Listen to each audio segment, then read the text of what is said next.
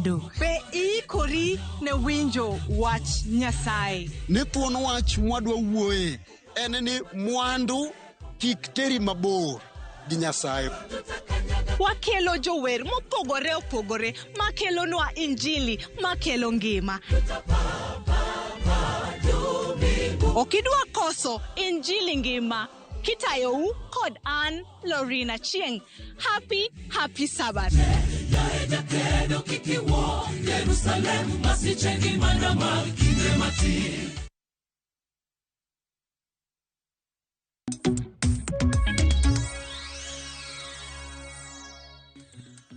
Machiegni kendo nyakorom gajwang pod wantiere siwinde mar ohala. Adwa nwadhi e kaunti ma Kisumu kod Siaya. Awinje gino ma giwacho kotenre kod sir ma dibed ni giyudo ir sirikal kotenre kod puonj chudo mar osuru. Wadhi e kaunti ma Kisumu.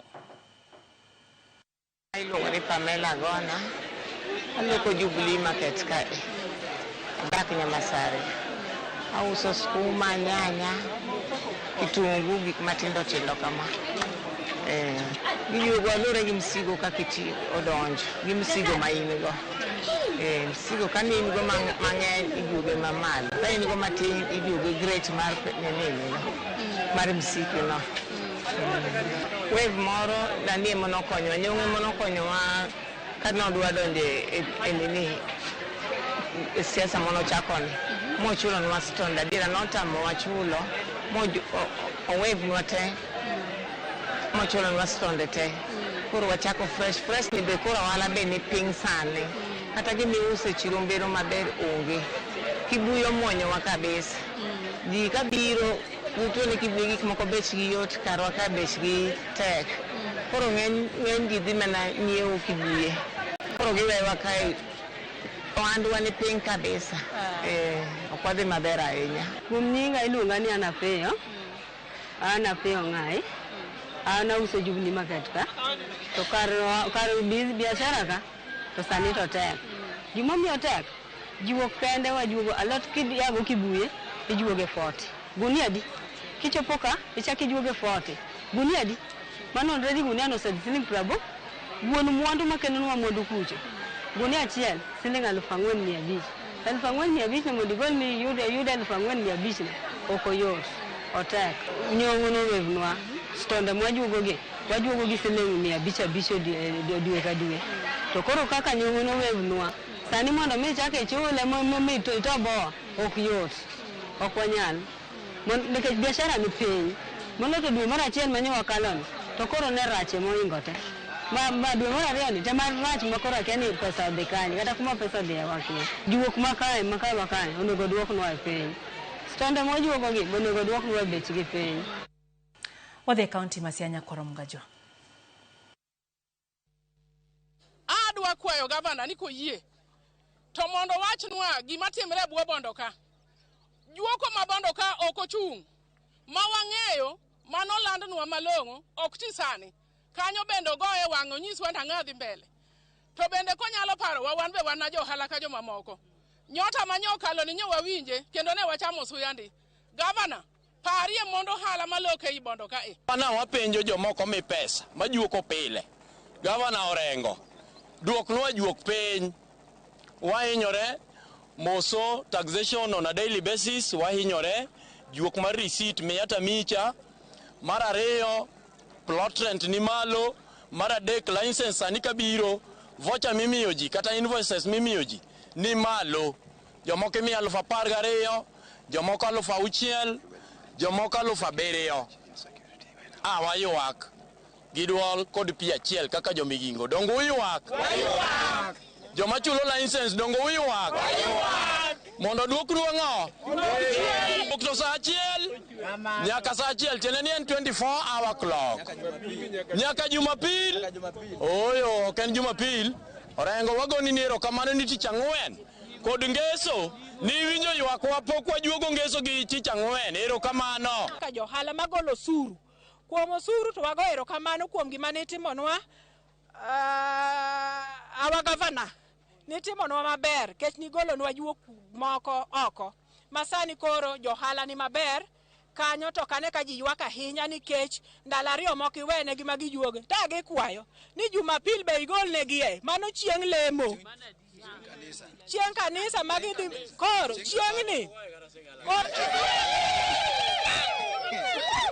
koro chieng'ni be wakwayo chieng' ngeso osedong ni nen liete ni golonwa kech wae liete waduogo kwaol kaka wajuoki onge kech waloko dakika matin chieng' Jumapil be wadhi miyo Nyasaye duong' awa gavana ne kaka itimo wa chieng' Jumapil mondo bi golnwa weche mag juok FCPA chalni counties inyore tamor gi Josiaya kantie berto gi wacho ntiere ndalo mogol negi kato koro ikoni chieng' lemo be koro ogol negi kotenre kod report mane okoya Kisumu ni winjo ka ng'ata achiel wacho ni mwandu achiel ijuogo nyadi riyo nyadi dek ma en gima timore to kare un kaka jong'ad rieko jok ma bende loso chike malo kucho buse winjo mage to time ang'o mano ok ni kare nikech 40 ma Kibuye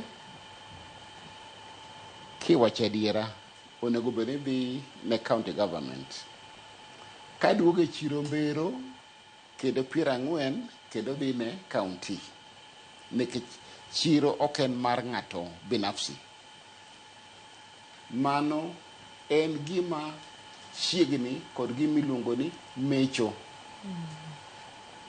yani inyalo nyodho mo kata obedo mor kich to inyalo nyodhe mogigi nyaka break moro bedie to pesa duto nyaka wachi ka dipo ni ochomo agula achiel ok ochuno ni nyaka kawe ka kendo kawe ka kama ochomo agulu nero ochomore tir to county dhi yudo pesa mang'eny moloyo kar diyo ji nikech kodi ji koro ji nyaka yud yo machielo ne nitie tem manotem godo Kiambu County ma jomatatu pesa jomatatu kod jochiro kod gik moko duto mijuogo nolosnegi line achiel machalo kaka odwa chalo gi M-Pesa ma kata in jamatatu to ng'ama ochung' kasi ya leo hatujaona ma kawuono pok waneno negiketo code ma iketo tichiwo pesa to pesa no donjo te e agulu Kiambu pesa magichoko higa nobedo moingo nyadiriyo mane giyudo nga chon koro yudo ni ok ochuno ni nyaka uketo suche matara gi gana eka county yud pesa mibadhie machendo awe kamano erokamano dong dakika moko 4 kende adhi miyo ng'at kata achiel gi nus mar wacho wach mogik kaeto aloro chendo achak kodi Andrew. Erokamano adwa wacho ni ka iyudo thuolo mar ng'eyo ondike muma ni ng'ama nigi jong'ad ne rieko mathoth ng'ano ni maber omiyo an gima dwa wacho dakika mogik en ni many jong'ad rieko maromore gi bei mari mondo mi iyud kitimo biashara e yo mayot mogik moloyo kibuogi abuoga mana gi email mowuok kiere ni idwaro ni chulma kata ibiro ringo kata ok ibi timo biashara mondo ibed gi ngima mayot many jong'ad rieko tim biashara e yo maber chul tax monego bed ni ichulo kaeto weche biro bedo maber kaeto jo sirikal bende kaka gi decide system margi wakwayo FCPA ka koro dok e komiti gi cha to be gichak giwinjo ywak mowuok ka kuom jopiny be gichak ging'i ka nitie kuonde moko minyalo dinegi mondo bede mayot matin kaeto Kenya biro dhi mana mbele gima duong' en ni nyaka to wachul tax mondo pinywa odongi wabed gi ndera maber wabed gi education maber koro wa encourage jopiny ni wa accept weche mag chulo tax mondo wane kaka wanyalo gero pinywa mondo pinywa obed piny maber erokamano sasa biro kuomi wach ni mogik kapo bende ka nitiere wach midwayo mondo FCPA oter malo an wach madwaro mondo FCPA oternwa en ni kiwinjo jok mawuoyo chiro Jubilee ma Kisumo, kanyo an gomera maduong' e odwa otiyo kanyo, ang'e midhierni modhi moyudo e chiro kanyo. Kisumo kanyo iluonge ni Oche. Kanyo kaka ijuogo gi no wachore kamano, en adieri. Koro gidhi gi wach ni sirikal achiel ok nyal juogo gimoro achiel diriyo kata didek. Losi. To mibadhi ni mawasewuoye higni mang'eny mawayua kaka johala ni jok matiyo apisi mag gavana kata matiyo apisi mag sirikal maduong'. Gin gisebedo jomaricho nengeche gima timore to ging'eyo ang'eya adier mar Nyasaye. Kendo johala be kuonde ma johala hinyore be ging'eyo. To gikawo kanyo gi uma ma en gima ok gidwa wacho. Koro ternwa report ni tol michungo ma ichungo go jo apiko e yo ma ichiwo pesa ka ng'ama chiwo visa kamani. Tol no giket pay bill ma pesa reyo mobed channel. Chiro bende obed gi pay bill ma ka ng'ato chulo 40 moriere ma imi message kibiro tang'isi ni message na yasechulo to county government kata ma Homa Bay kata ma Kisumo. Ubeket pay bill ma pesa bedo channel, ok ni oket ne ja apiko tol tichiwo 50 tidhi chieng' tich abich chiro Yugisi chaki chiwo 50 idhi. Jal mobiro uso chiaye, jok ma uso dhok bende kabiro chulo 300 be pesa chiwo mane lwedo ka gima isuso oduma kamano. Bed channel moriere kaluo kata governors go kuyudo go thuolo tukiso gini keturu channel moriere e counties mondo pesa obed channel kamoro achiel. Wan kaka wan johala wan very ready kendo wa comply gi policy mora mora ma sirikal okelo. Chandruok ma wan go wambe koro ka wadwa ni wapenj to pesa mwamiyoni otiyo nade. Kae kama cross bearing bede kind japiny gi jogi. Koro gineno wa ka gima wan threat moro kata wapingo gi. Koro mema biro miyo en shike ni shike en ng'wech ma koni gi koni. Ka wadwa penjo ni umbe koro waketo utesre ne wawinjo ni pesa wuok ma kama pesa ni en otimo ang'o. Ang'o mokelo ne japiny ma koro duogo konyo japiny kata chirni gi. Chiro onge cho, chiro lil ka uduidi. Mata ang'o mamiyo matimore. Weche gi ka wapenjo to ineni mana ka ng'ama chalo gimi pingo sirikal matiyo kuom sechego kata in project mar ng'ato. Wawacho mana maler ni yande pesa ma wagolo cha wa expect ni kochopo kucho tiduoge irwa, ok wagole ni mondo ji odhi ocham osara, ji oger gorofni madongo, ji otim nade. Wan mane kwayo ma wan go ni terne sirikal mamalo gi sirikal mar county. To kapono ni nyalo tamo county ningeche ne wawinjo ni counties en devolve mondo pesa cha okony japiny. Ningeche ka noa ir national no kawo thuolo mang'eny mondo chopi. To koro kele machiegni koda mondo ayud konyruok. Teka kore karache moloyo ma afadhali kare duoknwa go kucho chunde mondo time kaka ne time cha mondo pesa wayud ka wa channel kamoro achiel. Amen. Spie wach mogik. A support gima johala wacho ma kadang' anuo to sadang' maya wang'a kuom weche mathin man godo. Achiel, sani dalawa mar Osuru ochako ng'iyo gimiluongo ni missing trader. Ja ohala ma ok ne. Ka adwa ni mondo akele kaka yor puonj mondo jowa ong'e ni oseket masin e Kenya ka mang'iyo account mara kendo ng'iyo gik mang'iewo to ng'iyo nyaka mitoka mariembo kod gik makamago. To itude kod nweng'o mara kod gik makete return. Mondo yud ni M-Pesa duto makalo kagi. To kata be mana nakawo pesa takete wi pile yot. Onge wach to chieng' moro nyaka idhi nyiew kata mana hardware kata ibiro dhi mondo inyiew plot. Gimi nyiew go noero girwa cha man KRA dhi make. Ta chien ibiro penji ni to pesa gi noa kanye. Iluongo ni missing trader, ja ohala ma ok nere. Wang'i kanyo mondo kik gik moko pondi pandi machien nyalo kelo ni tabu. Gima yudo kawuono kata gima apando kawuono, chik mar Kenya wacho ni bang' higni 5 podi nyalo dware. Tiende ni gima pando kawuono nyaka higa mar 31 inyalo duoka chien mondo achak achul kendo. Emomiyo timo mano chuth ber moloyo rito ayuagra kata ang'e chien. Namba 2 ang'e ni dwa natieki joma ni kod stores asayo ni system oket manyien biro kwano gik ma in godo sto, gik mane waro gi gik mane iketo sto tibiro pime kod gik miuso. To system mar KRA no dhi nyiso ni indiko ni okiuso iyudo nono, odhi nyisi ni gik manyocha iwaro ka ni kanye.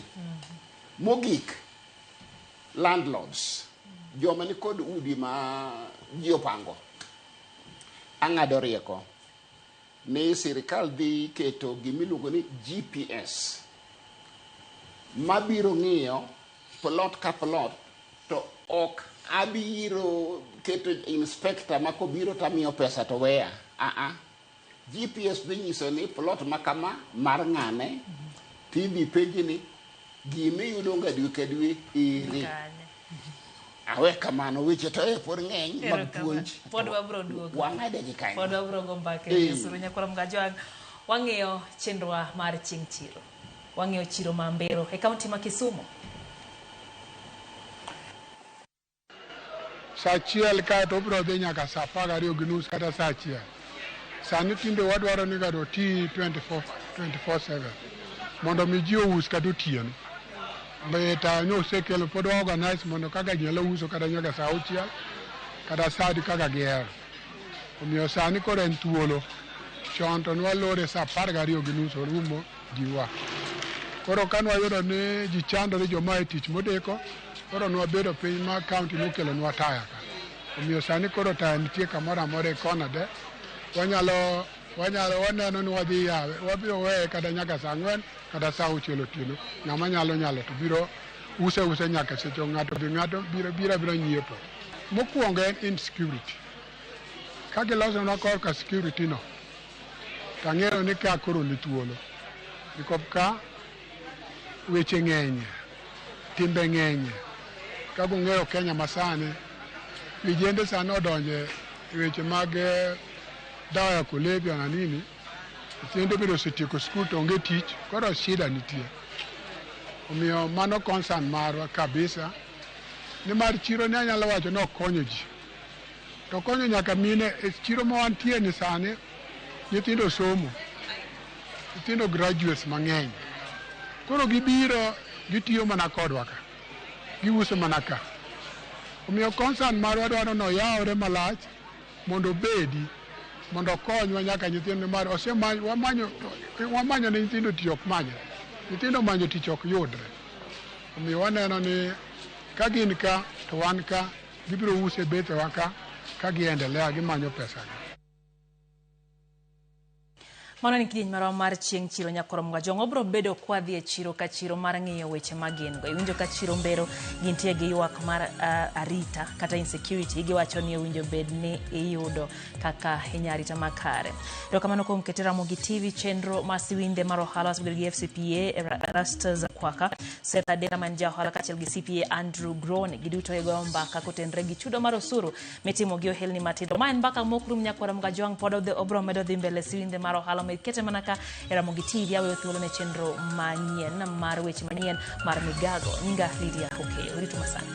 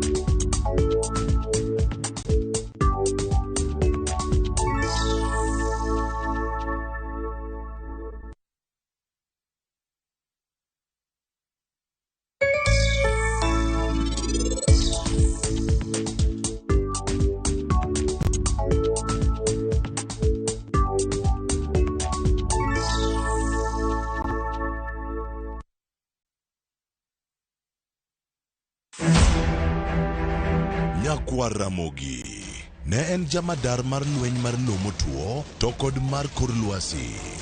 Retired General Ismail Daniel Opande. You know, jok ma iluongo ni rebels ok ichal kaka in gi an sani kaka koro wawuoyo sani ok gin jomonj. Eketo kwe ne orakore kod jolweny mobalo e piny Sierra Leone, Liberia, Mozambique kod Nigeria. You know, your people misbehaved again. Today you have lost even your rank. You understand? You've lost your rank. Yes, sir. Right? Yes, sir. Mondi yud sigana ni tudrigi Walter Nyambaga e chenro mar Gin Kanye. Chieng' Tich Abich, saa 3 otieno. Kik bai.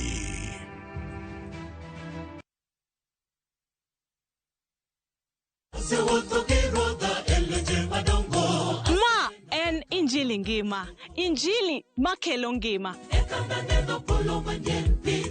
Bironu sabato ka sabato. Are saa 1 okinyi nyaka saa 3 okinyi.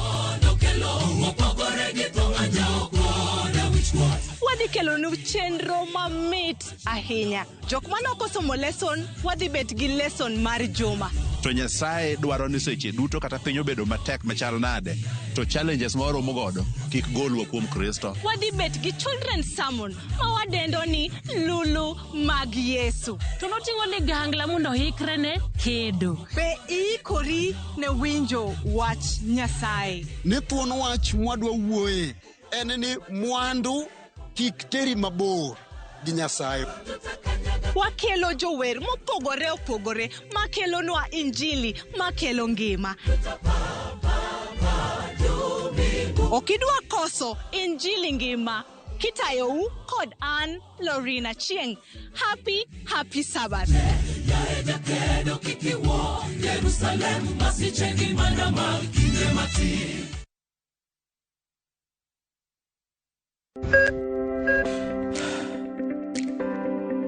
E chuny ogandawa, ngima mar del en mwandu maduong'ie moloyo.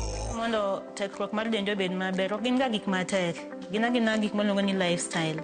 Manyiso ga jotuo ni gigi ok gin gik minyiewo, gin na gik mitimo. We bedo gi kiawa, kendo chak bedo gi ng'eyo. Nachako chemotherapy. Side effects nen, yier wi nyaka lwar, constipation, chandi seriously.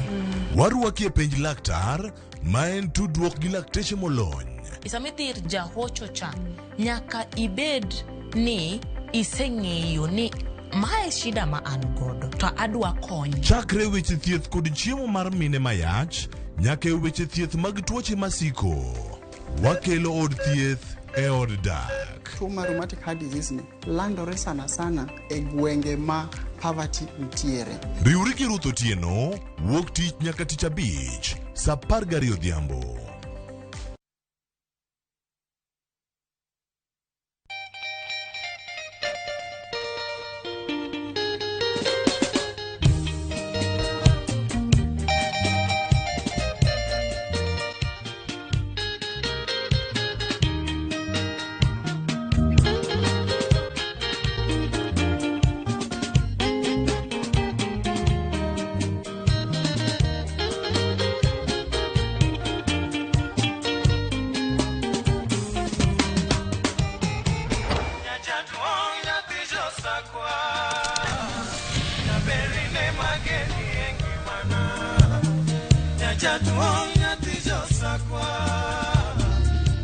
Radio Ramogi, Cartoon Jaluo. Radio Ramogi.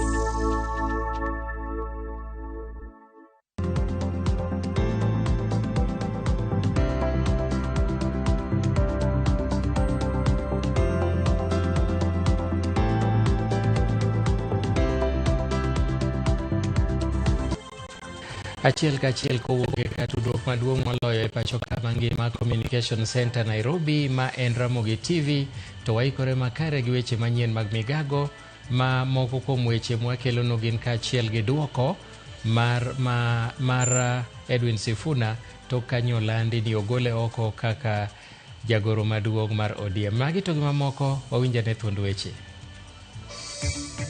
I remain a loyal member and the duly elected Secretary General of the ODM party.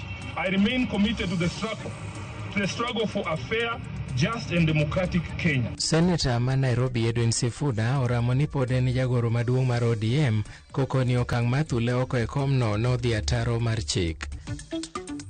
Walisema ati mimi nilisema ati sisi hatutaki kiti cha deputy president. Hiyo kiti ya deputy president ndio tunalenga sana, hiyo ndio tunalenga. Ogai mar ODM Dr. Oburu Oginga koro yango ni ODM geto nyaka kom jalup jatend piny e twak margi gi UDA. Nonro oyango ni tuo mar malaria ochako bedo tama ne moko kuom yedhe mosebed kitiyo godo e thiedhe.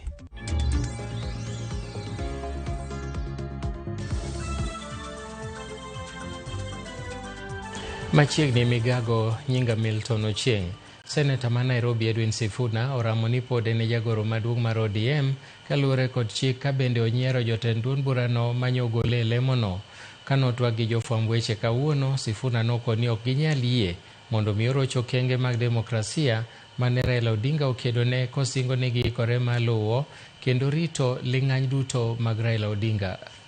Even as we confront the spectacle of stagnation against progress and liberal versus conservative clashes in our politics, we shouldn't fall for the allure of easy largesse and cheap promises made to the electorate for the sole purpose of perpetuating the age-old slavery visited on citizens of this nation by a regime lacking in legitimacy. I remain a loyal member and the duly elected Secretary General of the ODM party. I remain committed to the struggle for a fair, just and democratic Kenya. And for all those who can hear us from all corners of this great country, don't be deluded or cheated. The Secretary General of Raila's party, ODM, is one Edwin Sifuna. That Sifuna is going nowhere. And I had said that if Sifuna goes, I will also go.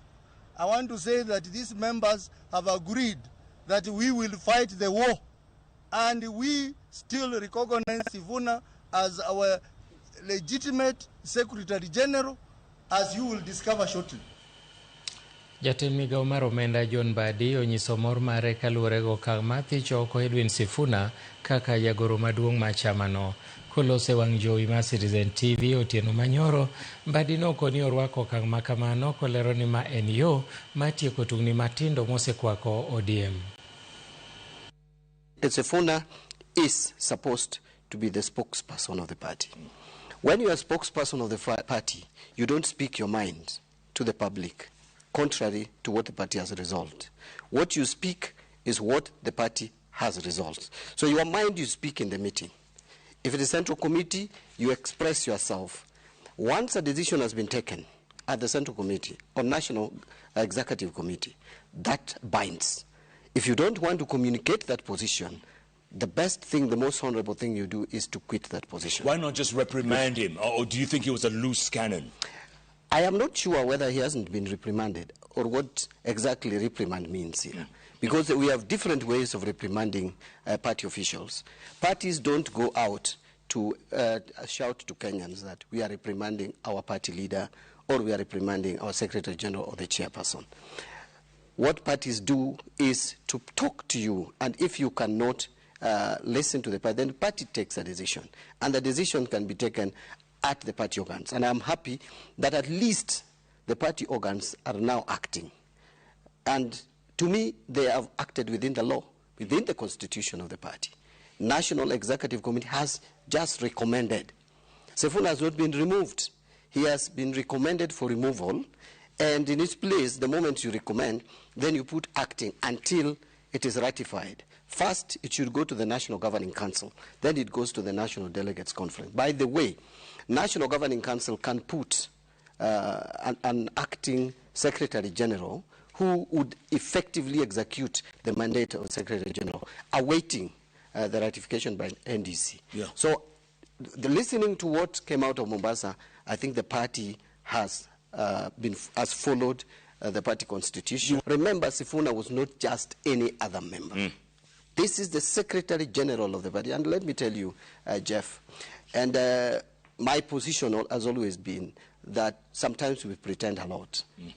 The direction Sifuna had taken, any senior party official in this country, and the history is full of these examples, who has taken such a trajectory, has never remained in that political party. So it was actually a waste of time expecting a miracle out of nothing, to expect that Sifuna would still remain in ODM. Ogai mar ODM Oburu Oginga koro wacho ni duond burano geto kom ma jalup jatend piny e twak madhi nyime e kind ODM kod duond bura mar UDA. Oburu ma bende kinde machien nolero ni ok gigomb kom ma jalup jatend piny ma sani omaki gi Kithure Kindiki koro wacho ni noriamne e wi weche ma kamago. Kamano bende Oburu okwedo jatend piny machon Uhuru Kenyatta e wi bago romo kendo keto lokruok e riwruok mar siasa mar Azimio. Kitu ingine watu wengine wali misinterpret, walisema ati mimi nilisema ati sisi hatutaki kiti cha deputy president. Hiyo kiti ya deputy president ndio tunalenga sana, hiyo ndio tunalenga.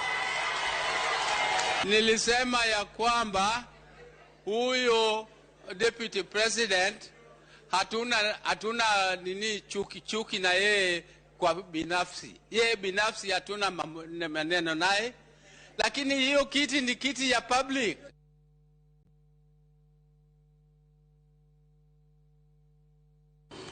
Jokedne ratich oganda kotelnegi kod Chris Owala ma en jakanyo mar Community Initiative Action Group of Kenya koro dwaro mondo sirikal odonjre nonro ma itimo kod IPOA gobila mag okwach kich ewi nek mar manen Karan Masia Felix Olweru manonegi tarik 25 dwe mar 8 higa mokalo. Owala yango ni kaka jokedne ratich oganda gidwa ni mondo anyuond Felix oyud ratich wuodgi manonegi e yo ma ok ni kare, kolero ni nyaka ne nek ma kamano timre nyaka sani onge duoko malong'o ma IPOA kod obila mag okwach kich osegolo kotenore kod nonro ma gisebedo ka gitimo. Kuom mano gigolo andika ka gibuogo ni pono ni ratiro omedo budho to gibiro donjo ne IPOA kod obila mag okwach kich kuom yule tijgi. Tim nonro matut to ng'ama ne onego Felix to IPOA ong'e kendo ne en polis ma Kombewa ma ofil no obedo protected. Koro wakwayo sirkal mondo okaw action kech ok ne ng'ato kadiel to ji oduogo ling'a to piny dhi mbele. Obiro kelo impunity moro nikech chako ne Felix to onge action mosokaw no police maneno nego Felix. Police nobedo na transferred to since sama wuoye ni kipenjo joka IPOA to giwacho no file nego their lawyer. Koro wapenjo to ka ng'ato tho to nege yo ma ng'amo nege ong'e.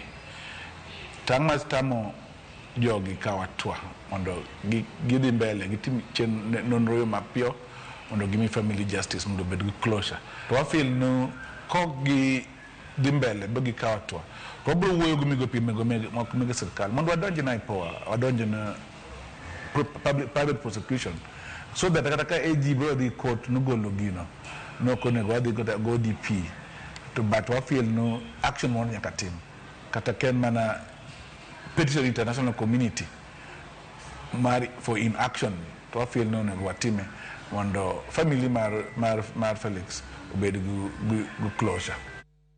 Jatend migao mar omenda John Badi nyogolo pache kanolose cheno mar JK Live Citizen TV kotenore kod weche maliekore ni moko kuom senators koto kendo chando governors ka gichopo e nyim komiti margi ma Senate mondo giduok penjo ewi kaka gitiyo gomenda. Badi olero ni en tim marach ma ogeno ni ok en adieri. Oparo kinde ma bende nogone koko gachiel kuom jod bura kane ochopo mondo mi oduok penjo ewi migao mare.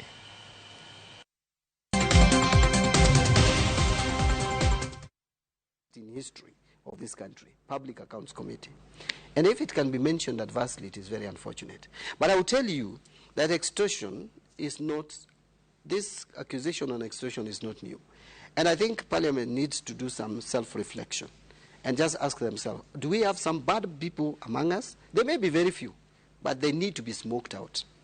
And it's unfortunate that the names that were mentioned, largely some ODM members. I just hope it is not correct. But you see, some of these people, they come out and harass witnesses very, very badly, very, very strongly, when their intention is totally different. That is unfortunate. Yeah. I remember a time, my former Secretary General, immediate former Secretary General, almost tried to embarrass me in a parliamentary for nothing. I was just asked to explain. And then he started shouting. You know, parliamentary procedures, by the way, I never shouted to any accounting officer, any witness. You are not supposed to shout. You are not supposed to abuse a witness. You are supposed to ask your question with the decorum. That is what the standing order says. But when you see some of these people coming to shout at you, some even walking out, like what Honorable Nyonka did, then the intention is different. Yeah, there's something else that they want. Either it is politics, or they are trying to scare you to be susceptible and intimidate you and get you to other things. Yeah. That's very unfortunate, and I hope the Senate will deal with this. Okobedo ewilo mana kile gwenge marongai eka chungod bura ma Kajiado North kalure koda chenro ma sirikal mar gero udi manengo gi oyweyo. Jodak makono koro lieko ni ok ne okawo pachgi ewi tiyo kod lobno ma en eka 150 ka chenro no pok ochako. Bende giwacho ni doho ne ogolo chik mondo mi ochung chenro duto e lobno kochakore tarik 2 dwe mar 2 higani, to kata kamano gedo pod dhi nyime ataro ma chik ma doho.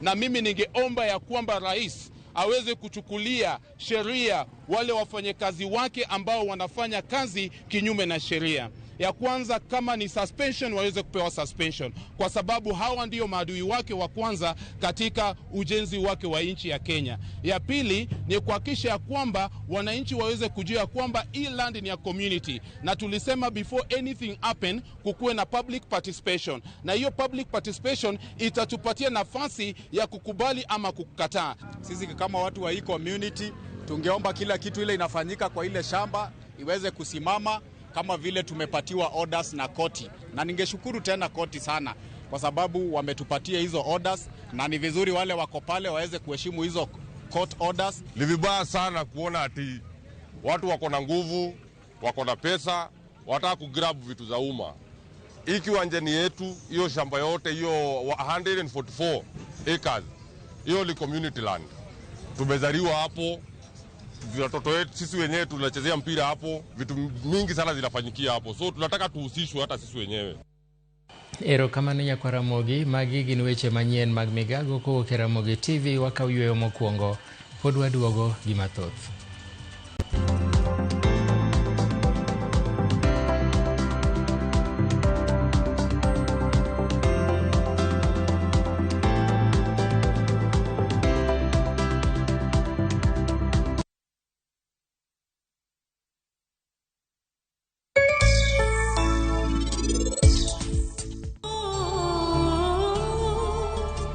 Nyako ma wiye tek nyok winj ga ng'ata ng'ata.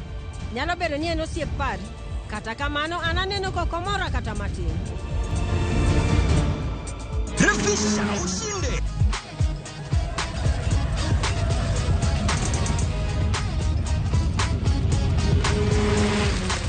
$50K ya Vasha ama MMF haingoji. Open and save in your KCB Gold Savings account for a chance to win many prizes. KCB, for people, for better.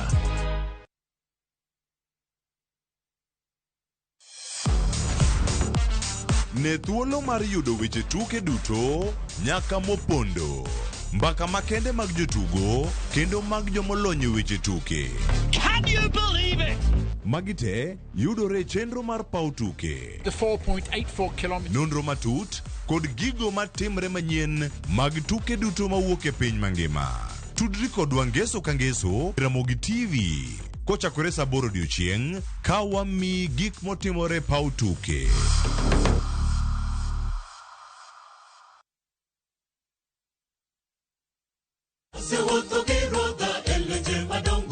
Ma en Injili ngima, Injili makelo ngima. Bironu sabato ka sabato, are sa chielo kinyi, nyaka sa dek okinyi.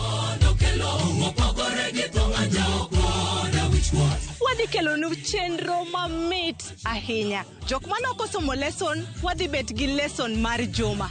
To Nyasaye dwaro ni seche duto kata piny obedo matek machal nade, to challenges moro mogodo kik golwa kuom Kristo. Wadhi bet gi children's sermon, ma wadendo ni lulu mag Yesu. To noting'o ligangla mondo hikre ne kedo. Be ikori ne winjo wach Nyasaye. Ni thuon wach mwadwa wuoye en ni mwandu kik teri mabor gi Nyasaye. Wakelo jower mopogore opogore makelo nwa Injili makelo ngima. Okidwa koso Injili ngima kitayou kod an Lorina Chieng. Happy Sabbath.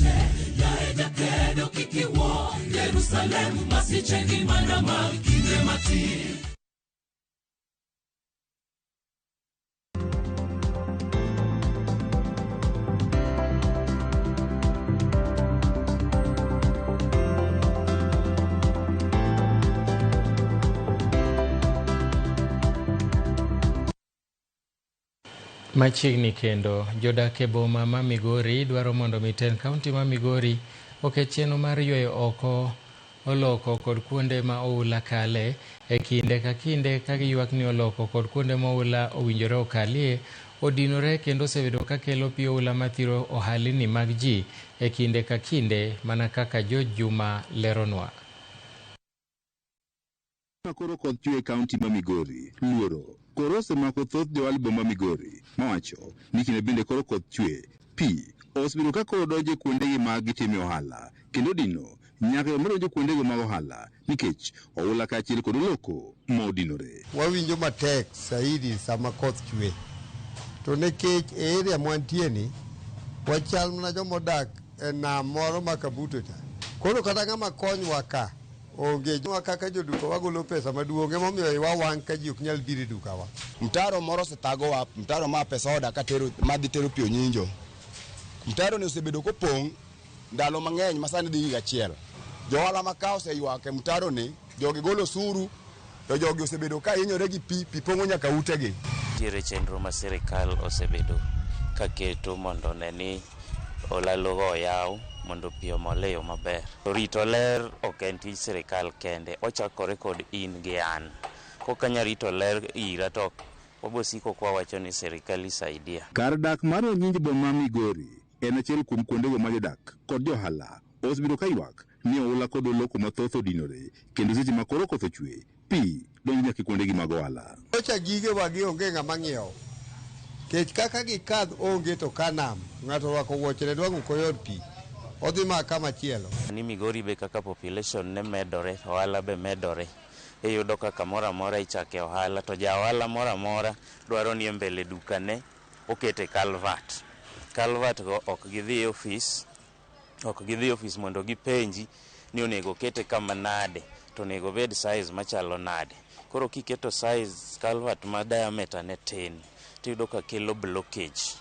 E shida ma wan go koro sani kaka koro koth chweni adwa chak go en enforcement ng'iyo ni ere kaka wang'iyo ni jopiny oluwo chike moketi ke chike wantiere go kaka environment wan gi Solid Waste Management Act marito nwakala higa mar 2021 ene morito ler ene mogolo regulations kaka taka onego bed ni timo gi kaka responsibility mar jopiny bonego bedi. Johala gi wacho ni oloko kod oula gi osebiro kodinre kuom kinde mathoth. Gino mosemiyo gi pek e kinde ma koro koth chwe ka gidwaro mondo koro ten kaunti ma Migori koro keto kenge makare maneno ni oula kaachiel kod oloko gi koro rit makare e kinde duto. Pong' makata customer kaka nyalo alo ka kocha mondo obi watine kon. Tamowa wan gi thagruok. Koro ok wang'eyo ni jatelo mane wayiero ni oketo kuma chalade nikech waseywak moromo. Koth kochwe gotieno wayudo ka koth opong'onwa e udi.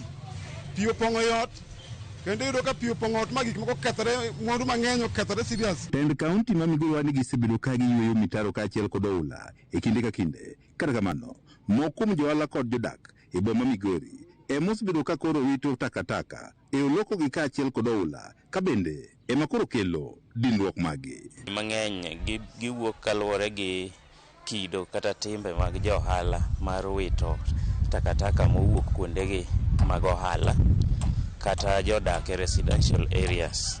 Sirikal oseketo containers kuonde mopogore opogore monego bed ni ikete takataka, kata main markets oger kuonde mikete takataka miluongo ni transfer stations. Tiyudo ka jopiny ma jo Migori ok ti gi gigo e yo makare.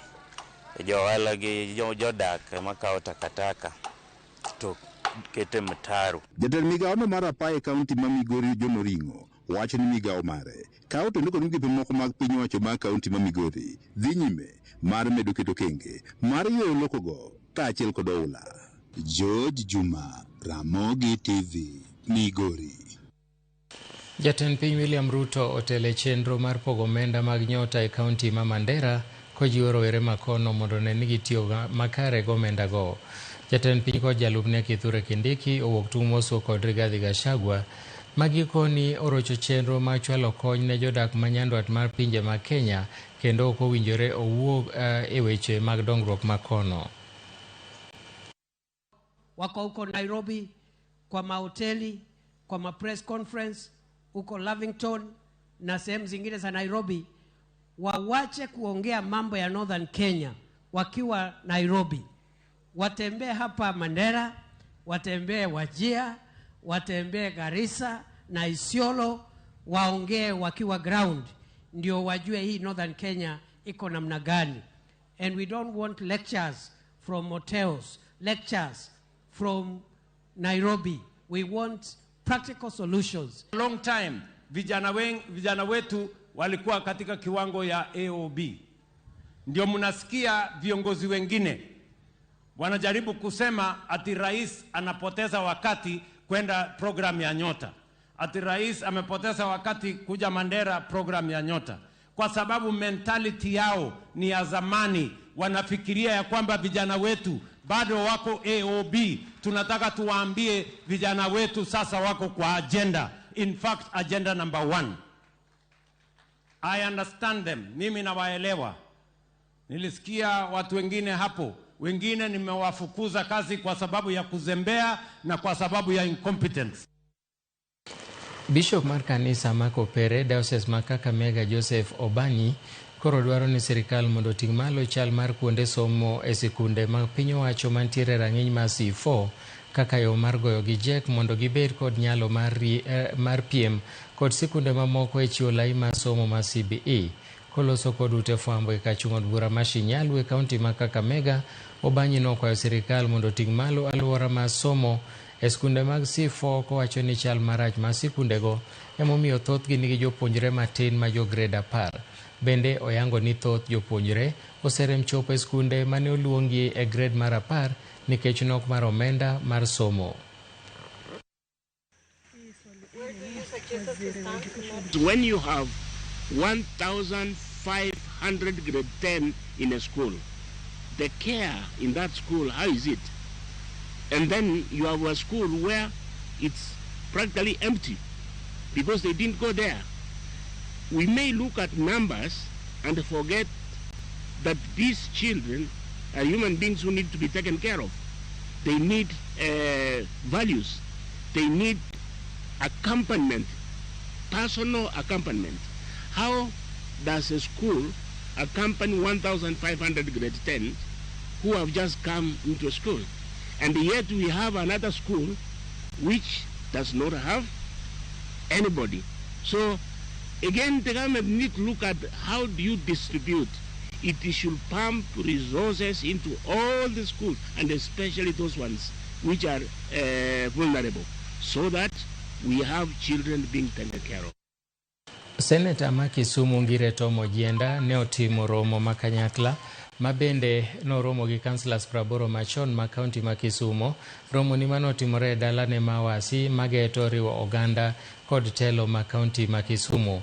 Senator Ojienda nojiwo ber ma tudruok ma jotelo ka bende wacho ni winjruok dhi nyime mar neno kaka kaunti no biro bedo. Osingo mar kedo ne kansinde machon mondo mi omenda manosinegi maromo $1.5 mondo mi giyudi. Ojienda nochulo ne councillors machon go ma kaunti ma Kisumo manochopo romono omenda mag okumba mar thieth ma SHA kokwayo jatend piny William Ruto mondo ne ni kansinde go machon go oyudo sir. Mondo wang'ere gi councillors mondo wawach weche mag dongruok ma Kisumu County. Wawinjore ni wabiro riwore gi councillor mondo wane ni giyudo pesa monego chulgi e tich mane gitiyo maber e Kisumu County.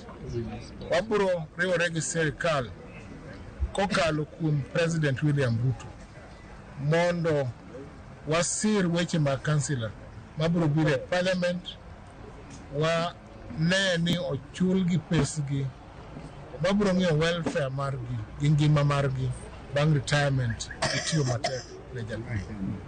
Kawuono kendo wawinjore ni wabiro siro President Ruto oyuda second term koluwore gi projects gik motimo. Wasebedo kwa bando 1.5 million wasebedo kiny gi kiny mara nobedo approved mara ni kamano. Omiyo wabedo kawuono kendo wawuoyo kendo miyo wa proper way forward kaka wadhi timo.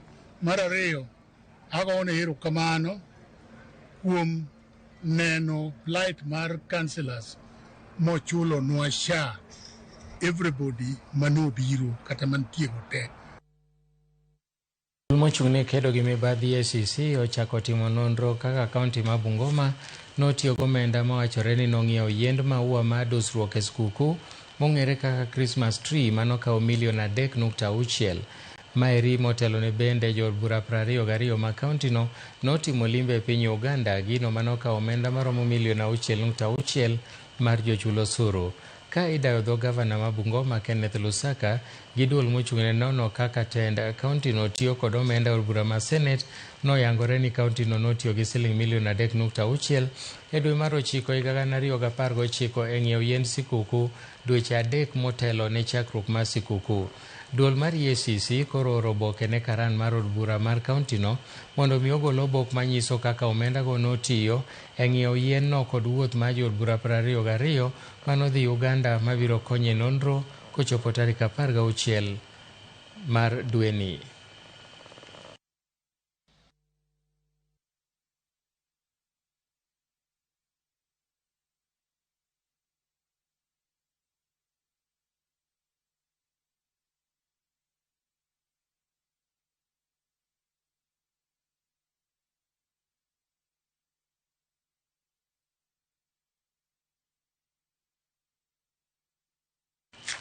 Bura matudo manen jata tije kambi rego sukari Manzoia Sugar Godfrey Sifuna Wanyonyi kaachiel gi ji mamoko 7 ochor nyime e doho ma Bungoma kirito mondo ji manodonjnegi ochwal e romono. Ji 8 go itudo kod mibadhi mamulo omenda maromo $11 manolodhi e agulu mar kambi Manzoia. Jang'ad bura maduong' e dohono Josephat Gishimu ochoro nyime bura nyaka tarik 16 dwe mar 4 higani. Cross-examine the witness on the said document, while this court will determine what value to attach to that document at the appropriate time. And to avoid injustice on the part of the defense, we order that the witness before the court shall be stood down. The defense shall be supplied with a document to enable the defense prepare for the trial and produce the document and also prepare for the trial. So that's of the court.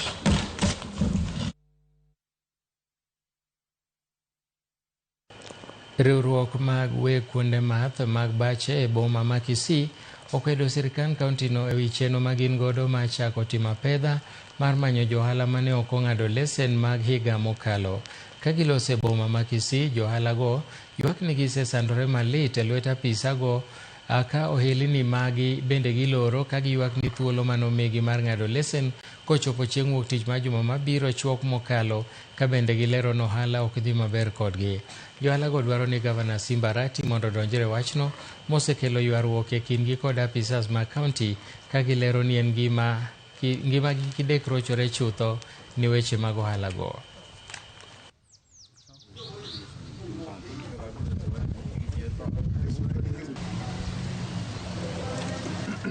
Ukweli tunataka kulipa ushuru na ushuru inatakana ilipwe. Hatutaki mtu afanye biashara bila ushuru.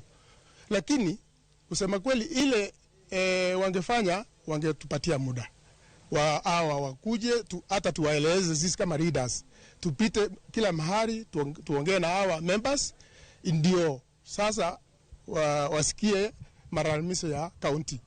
Sio kuambiwa kesho kutu unakuja unafungwa unakamatwa unapelekwa kotini. Wao wanaamuka usiku hata dakika yote wanatuita mkutano, wanataka tuhudhurie, na tukiwakataza maneno ambayo wanatuambia, wanasema lazima watekeleze hiyo amri ya kuchukua ushuru wa licenses, sarika na single permit kutoka kwa wanachama wetu. Tunalilia gavana wetu. Gavana, umetuacha. Sisi ni watu wako na sisi ndio tunaleta revenue kubwa katika kaunti ya Kisii County. Tafadhali ukuje karibu na sisi, kuja usikie malalamishi yetu. Tunalipa taxes mingi sana. Tunataka ukuje utuangalie na sisi pia tuendeleze maisha. Sirikal kaunti ma Narok osingo ni gibiro kete tim chik mane jatend piny William Ruto golo e chakruok mar higani mar rango kaka inyalo ked kod kuong' kod yedhe mamero ji alwora te kind rowere. Koloso e kinde romo mathiro tiyo kod yedhe mamero ji e kar tiegruok mar jopuonjre ma Narok, jalup komishona mar obila ma Narok Central Kennedy Mwagome owacho ni obiro kedo gi kuong' marichogo nyaka giko. Ogolo siem ne joma tayo ohelni mag kuong'go ma chik ok opuodho mondo chak chon owere kod ohelnigo kapok ka sirikande ochopo kuomgi.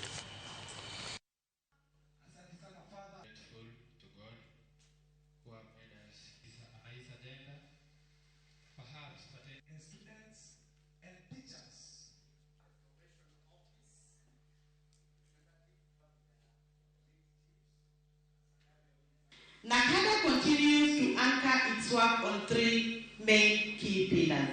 That is public education, advocacy and awareness, treatment and rehabilitation, prevention, which we are doing today, and of course, enforcement. Prevention remains our strongest and most cost-effective strategy. Our fellow teachers, when we recruit our young people with accurate information, resilient skills, and positive alternatives, we reduce the demand for drug and alcohol use in our learning institutions. Lazima sasa tuweze kuyachukulia kijamii. Tunaelewana hapo? Lazima tuyachukulie kijamii. Kitambo jamii yetu ya Kiafrika tumekuwa watu ambao tunakaa kijamii. Wakati mtu anakosea, unapata kwamba other members of the community wanaingilia kati kuweza kumrekebisha. Lakini sasa ni kama ule capitalism umetuingia sana, paka kila mtu amekuwa very individualistic, kila mtu amekuwa kivyake. We come and hold hands, and you know teachers are in every corner to find a way that we can be able to sensitize our community so that we try to get this thing out of us. They are the Mutuzo rules. Why don't you adhere to them to the letter? Jolony weche mag thieth olero ni malaria osechako bedo tama ne moko kuom yedhe mosebet kitiyo godo e thiedho tuono. Ka gilose romo mar nonro e wi weche mag thieth ma giyango ni okenge imedo keti mar neno ni oyudi yedhe manyalo kedo kod tuono ma osebedo ka chendo e pacho ka. Magi timore e kinde ma bende duol mar KEMRI medo jiwo okenge mag neno ni piny Kenya obedo kod nyalo mar loso chanjo mag tuoche mopogore opogore.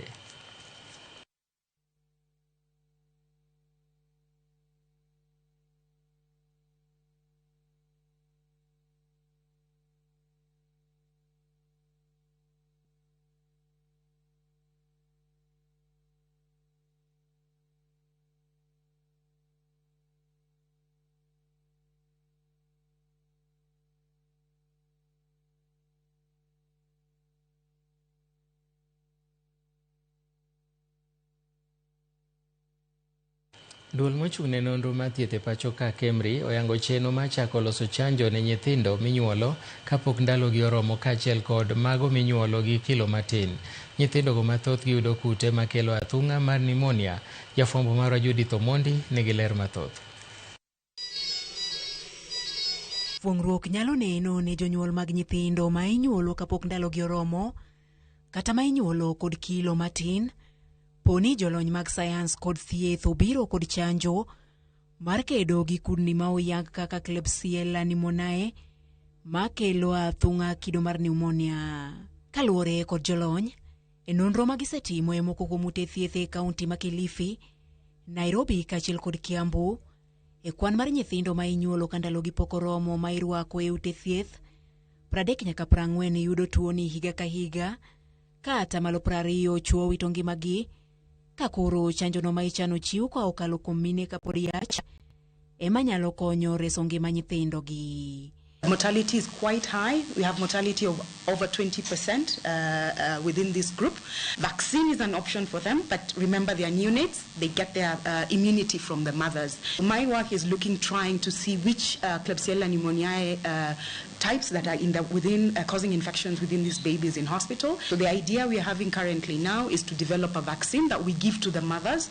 The mothers develop an immunity towards this Klebsiella serotype so that when they give birth to their children in hospital, they don't have to worry about Klebsiella pneumoniae. Kata gibiro kod chanjo ni, gikoni pod midhiero nyalo neno, kaluwore ni ute thieth ahinya to mag piny owacho, podonge kod masinde mag pimo tuoni ka bende, thung'ruok kod dhugruok maneno e ute thieth go, ema osebedo ka nyayo landruok mar tuoni. Not enough money to be able to do this culture. So to be able to do this culture, we require a lot of money in terms of collecting, gathering the supplies and the reagents that we need, as well as also getting the machines within the hospital to do this. So most of the public health hospitals don't have, they have a lab, but they don't have a lot of these instruments or reagents to be able to do this, and their expertise also in terms of building them up to be able to do this. Gino majatatije mar duol marango lek ma higa 2030 Vision 2030 Kennedy Mwige olosie kendo siemie counties. There's a call out to all county governments and the national government as well. Our hospitals can no longer continue to be overcrowded, poorly ventilated, and have patients sharing beds. There is no excuse for it. Government has enough money to make sure that patients in hospitals are sleeping in their own bed and the hospitals are clean. So if this is not happening, it is a misapplication of funds in whichever place it is happening. And this needs to be arrested. E kwan mar nyithindo mani piny mar higni 5 ma wito ngimagi e pacho ka higa, nyithindo ma inyuolo kapok ndalogi oromo kata ma inyuolo kod kilo matin, okawo namba mamalo, kendo gichanjo ni geno nitie ni kwan nyalo dok piny. Judith Omondi, Ramogi TV. Kweth jopuonjre man kod ang'ol masomo Nyaburi Integrated School e kachung'od bura ma Karachuonyo e kaunti ma Homa Bay mosebedo gi pek e chenro mag wuoth koro yudo fuong'ruok bang' riwruok moro ma ok mar piny owacho chiwo negi ndigni makonyo ji man nigi ng'ol mong'ere kaka wheelchair. Jonyuol ma nyithindgi ni kod ng'ol ma bende ogolo ywak e wi midhiero ma gineno kaluwore gi chal mag nyithindogo.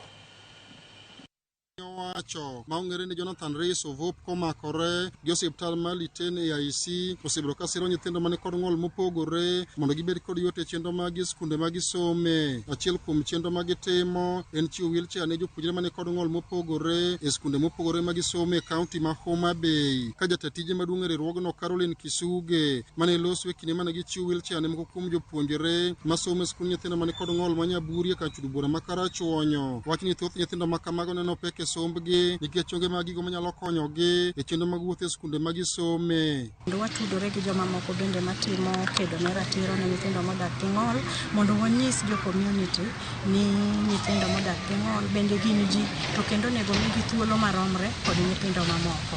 Kelo wheelchair atimo mondo nyithindo ma pok odhi e skul oyud thuolo ma ginyalo dhi godo e skul. Jopuonj bende mapuonjo nyithindo gi e skul bende winjo matek nikech ka nyathi obiro maonge wheelchair iting'e, ikete e kom, ikete e mesa kama ondike, igole, kitere e choo, iduoge, koro jopuonj bende hinyore. Kisuge wacho ni thoth skunde ma jopuonjre mane kod dwaro makende some ni kod rem mathoth kendo jopuonjre ma kamago neno matek nikech onge mag gigo manyalo konyogi e chenro magi mapile. Miyo dwaro nitie mondo ket maino e bero chal mag skunde go eko. Primary schools mang'eny kabisa to kendo gin well established.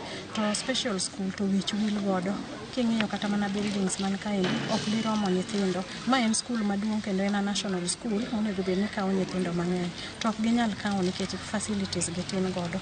Wakwayo MPs wa, woman rep, kod jogo man gi pesa mag jopiny ma itiyo godo e konyo jopiny mondo gimiye special school, mondo gimigi gik madwarore mondo wakonyo nyithindewa. Kama kuom jonyuol ma nyithindgi kod ng'ol mopogore, ywak gi pek mag neno rito nyithindo ma kamago, kendo ne ok ginyal pando morgi bang' kane giseyudo sir. An gi nyathi mong'ol ma ok nyal wuotho, ok nyal wuoyo, ok onyal winjo, to en sani jahigni 15, koro olosore kar bedo.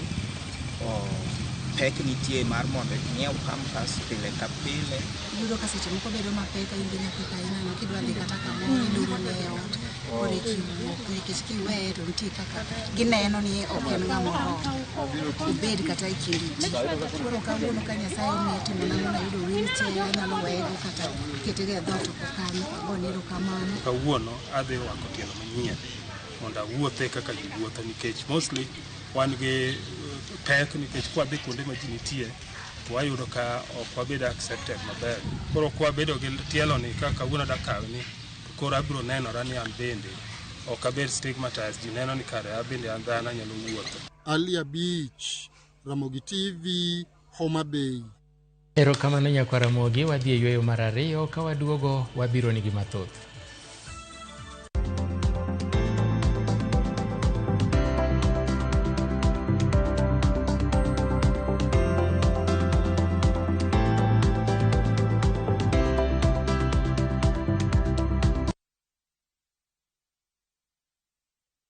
Chakre dho nam lulwe nyaka e nderni mag boma maduong', pesa ka pesa nigi sigande.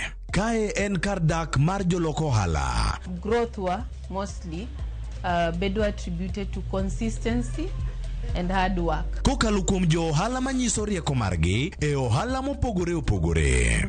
Gima nyaka ikwong ing'i en location kamidwa kete dukano. Wapuonji timo ohala okang' kokang', kaka ilose, kaka ipidhe modongi, nyaka kaka irite mondo odagi. Siri mar business wane gimomiyo osebudho kabisa en ni itiye gadier. Kae kama timo gik moko gi kinda romo gi rieko kod lek mabedo adiera. Watemo choko artifacts mag luo to watiyo kod gas decoration e ot ka. Ohala gi mwandu gi Cleophas Oluoch, tich ang'wen saa 1:45 otieno. Kik bai.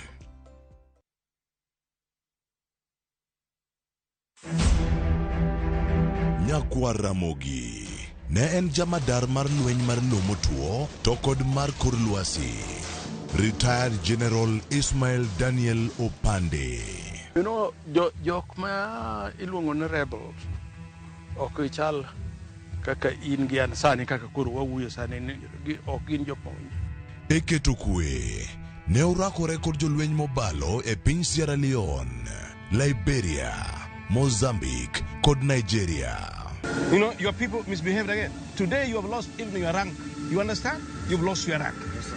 Right? Yes, sir. Mondi yud sigana ni tudri gi Walter Nyambaga e chenro mar Gin Kanye. Chieng' Tich Abich saa 3 otieno. Kik bai.